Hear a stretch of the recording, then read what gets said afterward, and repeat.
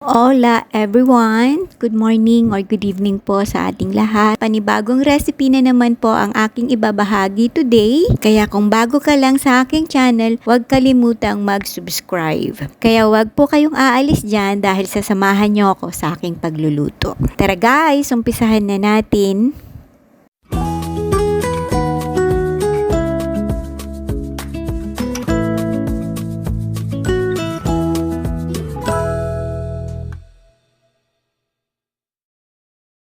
Ang ating recipe for today is fish.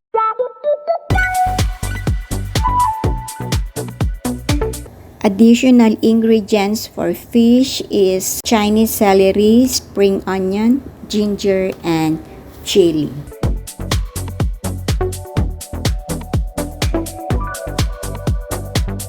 Madali lang po itong sundan. So, gagamit tayo ng salted plum. So, yun po yung pang-marinate natin mamaya sa fish. First thing na gawin natin is to clean the fish. Tanggalin po natin yung kaliskis, and then yung intestine, lahat po dapat malinis.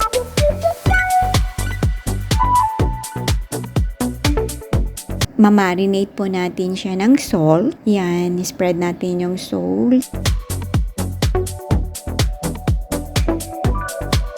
Hanggang sa tummy niya. So, i-marinate po natin ng few minutes.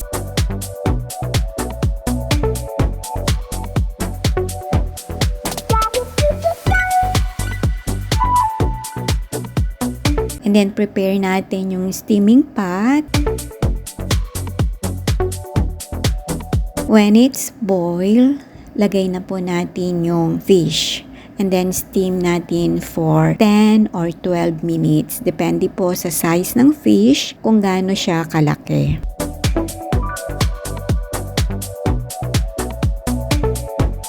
And then when it's done, carefully remove from steaming pot.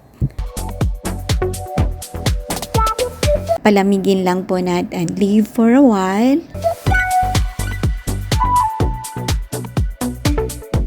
And then, marinate po natin ng 4 pieces sour plum for 30 minutes.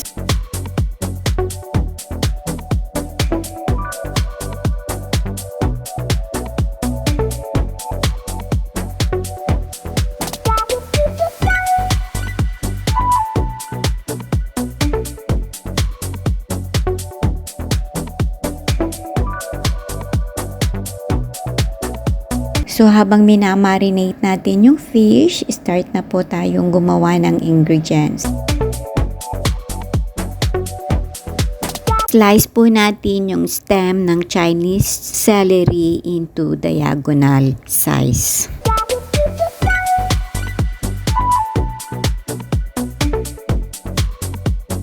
At yung leaves ng celery is thin slices.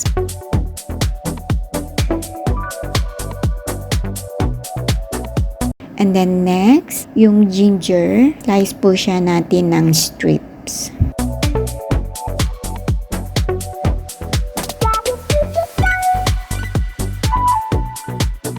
So, ganyan po ang slice niyan.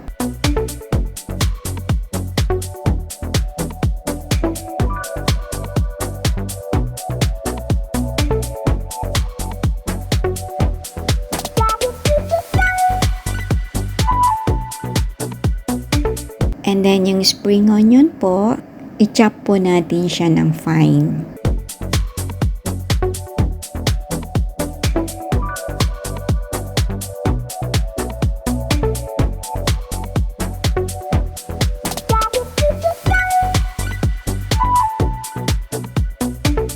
Ito pong red chili, kahit ilang pong red chili ang gawin ninyo. Depende po kung gaano kaanghang ang gusto ninyo. Pwede nyo pong tanggalin yung seeds, pwede rin pong hindi, and then slice po natin ng finely chop. So, eto na po siya. Ready na po yung ating ingredients. Next step na gagawin natin is to sprinkle or garnish the ingredients at the top of the fish.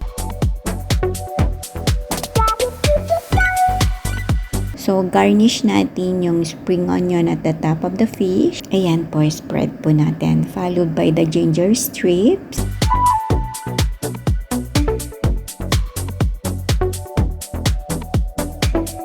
And then, yung Chinese celery.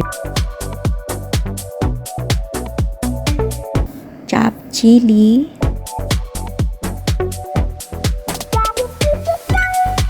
Itong pot na gagamitin po natin is stainless steel. Pasadya po talaga itong fish shape pot sa ganitong recipe.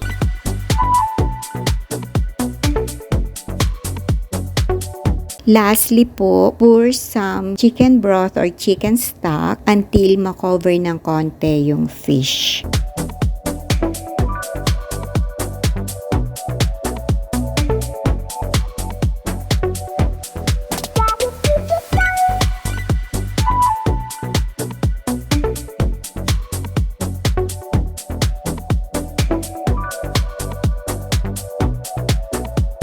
Isa lang po natin on a medium flame. When it's boiled, it's done.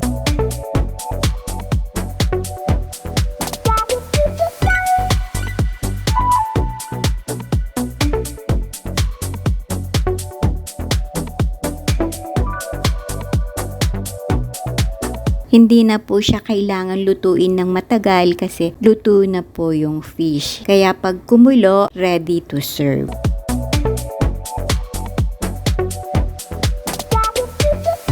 Muli po ang inyong kasama sa kusina, Ankim and Kath, na laging handang magbahagi ng bagong recipe. At kung bago ka lang sa aking channel, huwag pong kalimutang mag-subscribe at pindutin ang notification button for more updated and easy recipe. Salamat po sa panonood at suporta. Sana po nagustuhan ninyo itong naibahagi ko today. Thank you so much po sa inyong lahat. Bye! God bless everyone!